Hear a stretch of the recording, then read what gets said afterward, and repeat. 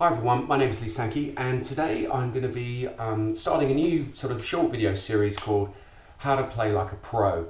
And I'm going to be talking about some exercises and simple flourishes that you can put in your playing just to add that professional touch to your playing. So today I'm going to be talking about something that players use to build tension.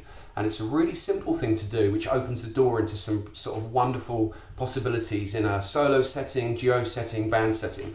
And that is simply holding the 5 chord on the turnaround to build tension. You obviously hold other chords, such as the 1, which I'll talk about at the end, but this is holding the 5 chord. So I'm going to demonstrate what I mean by that by playing one 12 bar normally, and then on the second 12 bars, I'm going to hold the 5 chord, and you'll see hopefully what I mean and how it can sort of build tension.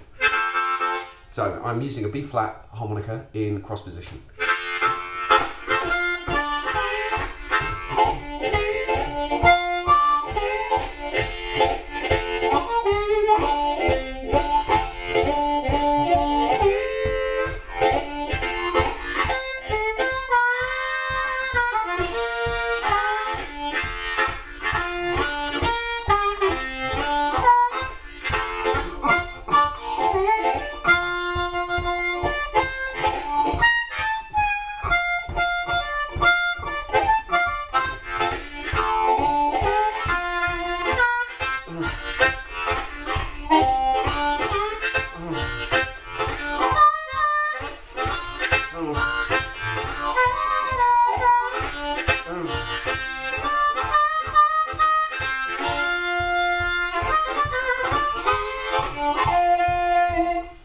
So on that second 12 bar, I was holding the 5 chord, and hopefully it sort of built the tension. So this is something professional players do, and if you're an intermediate player or an advanced player, it's really simple to throw this into your technique.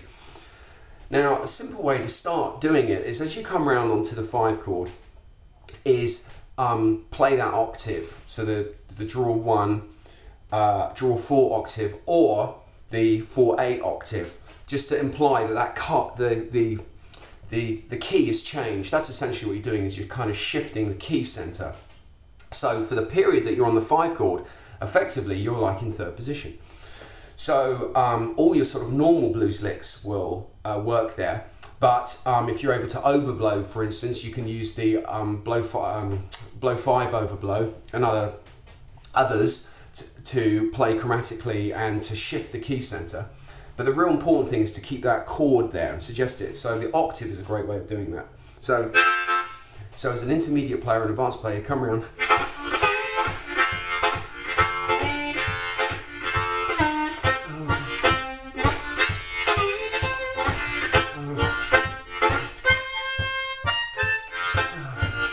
So getting going is a good way to kind of have in your mind like your horn section.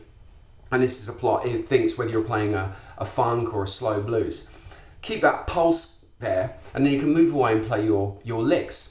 And that could be as simple as one big note with a big tone, or it could be something more complicated. So.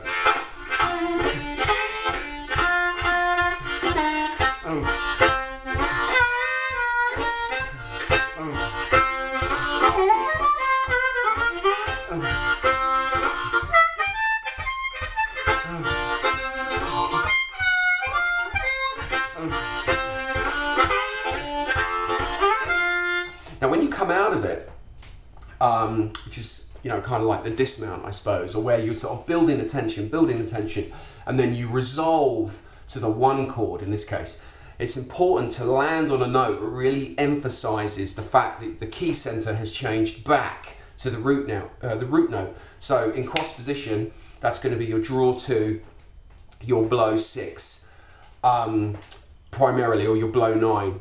So that says the key center's gone back.